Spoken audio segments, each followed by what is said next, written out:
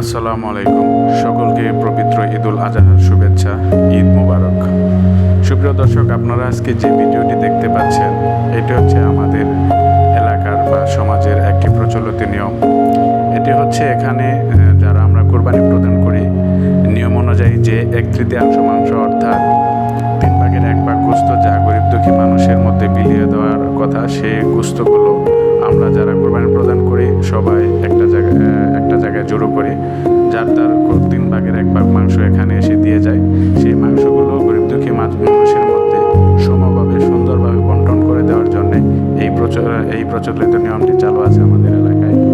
তো এখানে আপনারা দেখতে পাচ্ছেন মাংসগুলো বন্টন হচ্ছে সমভাবে, এবং মাংসগুলো বন্টন শেষে মাইকের মাধ্যমে অ্যানাউন্স করে যারা গরিব দুঃখী মানুষ আছে এবং বিধবা মহিলারা যারা আছে, যাদের কোরবানি দেওয়ার মতো সমর্থন হয়, তাদের মধ্যে আমরা বিলিয়ে দিই। এখানে